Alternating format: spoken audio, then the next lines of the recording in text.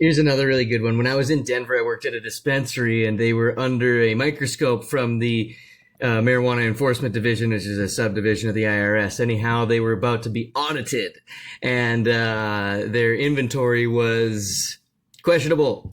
And so ultimately, what I witnessed, now they never expressly said this, right? But you could see between the lines and look at what happened. They robbed themselves. They robbed themselves and dressed up, and they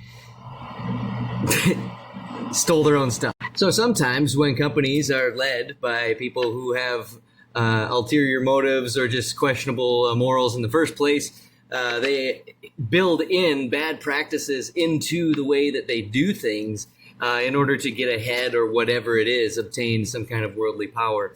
But ultimately, they're forced then to enhance or take even greater compromised actions to maintain such behavior.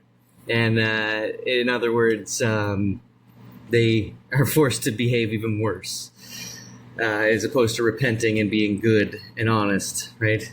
Beware false prophets, which does mean unjust enrichment.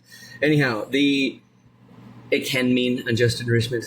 And I would say that this is a fractal behavior, meaning that the corporations doing business as insert country name here, insert state name here, insert municipality name here, or even these so-called private businesses that are performing,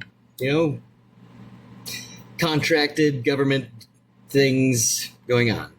Anyhow, there's many, I would say more often than not, that's actually what's going on. And then we have the phenomenon of like online pizza ordering, or what is the core fundamental thing behind delivery services anymore, and e-commerce as a whole seems like a natural progression from things like Pizzagate, and now it's just like built into, we have to cope with it as a society unless we tear off the veil and look at it and be like, oh, that's what that is.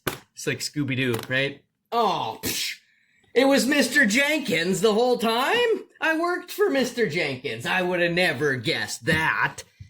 Anyway, as we expose these things, it's going to be an exciting time, but I do want to tell you that we should beware of the incredible, horrifying, terrible things that they are prepared to do on any innocent individual, man or woman, in order to preserve their ability to continue their compromised behavior. So just be careful, and if there are people doing terrible things, just know that there is an all-seeing eye that is watching them always, and it doesn't love evil.